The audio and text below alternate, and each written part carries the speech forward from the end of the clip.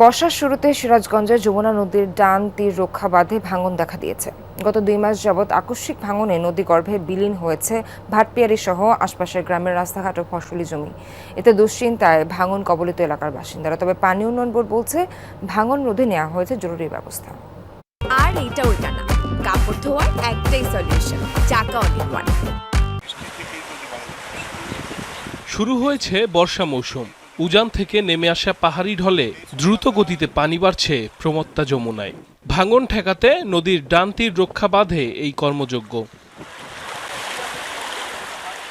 অতিরিক্ত পানিতে ফুলে ফেপে উঠেছে যমুনা নদী। সিরাজগঞ্জের সদর উপজেলার ভাটপিয়ারি গ্রামে যমুনা নদীর পূর্ব দিকে চর জেগে ওঠায় ক্যানেল সৃষ্টি হয়ে পানির স্রোত আঘাত হানছে পশ্চিম পারে। গেল 2 মাসে নদীগর্ভে বিলীন হয়েছে রাস্তাঘাট, গাছপালা সহ প্রায় অর্ধশত বিঘা ফসলি জমি। হুমকিতে রয়েছে বেশ কয়েকটি শিক্ষা প্রতিষ্ঠান, কয়েকশো ঘরবাড়ি সহ বিস্তীর্ণ এলাকা। এখন পানি বৃদ্ধি হয় নাই, তার আগে যে পরিমাণ ভাঙ্গন হচ্ছে, আসলে এই জিও ব্যাগ ফালাইছে কি কারণে?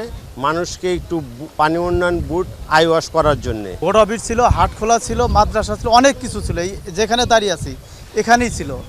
আর এই যে ডান পাশে আরও অনেকগুলো গ্রাম আছে, এরকমভাবে যদি ভাঙ্গন অব্যাহত থাকে দ্রুতই এই গ্রামগুলো নদীর গর্ভে বিলীন হয়ে যাবে। নদী ভাঙ্গা এই জায়গা দিয়ে এত ঘন বসতি করে বাড়ি রয়েছি যে এখন যদি আমাদের এইটুক জায়গা ভাঙ্গে, আমাদের আর কোনো জায়গায় ছাই নেওয়ার জায়গা নাই। 2020 সালে 464 কোটি টাকা ব্যয়ে ভাটপিয়ারি, সিংড়াবাড়ি, শুভগাছা 4 কিলোমিটার পশ্চিম ডান তীর রক্ষা বাঁধ নির্মাণ করে পানি উন্নয়ন বোর্ড। তবে চলমান ভাঙনে ক্ষতিগ্রস্ত হয়েছে সেই বাঁধের বিভিন্ন অংশ।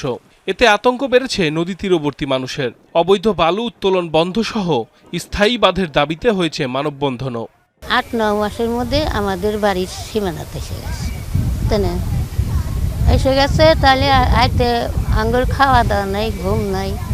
আমার মনে করে যে কখন বাড়িটা ভেঙে যাবে। গ্রামবাসীর পক্ষে যেন সবাই থেকে আমাদের এই বালু উত্তোলন বন্ধ সহ এলাকাবাসীকে রক্ষার জন্য এখানে যেন একটা স্থায়ী বাঁধ নির্মাণ হয়। পানি উন্নয়ন বোর্ড বলছে ভাঙন রোধে জরুরি ভিত্তিতে পদক্ষেপ নিচ্ছে তারা। এছাড়া স্থায়ী ক্রসবার বাঁধ নির্মাণের জন্য প্রস্তাব দেয়া হয়েছে পানি সম্পদ মন্ত্রণালয়ে।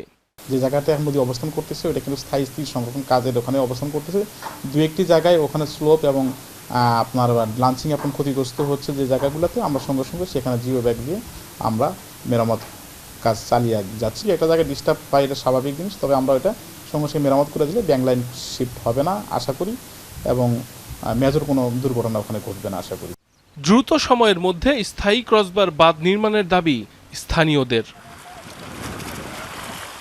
সাইফ আহমেদ, যমুনা নিউজ।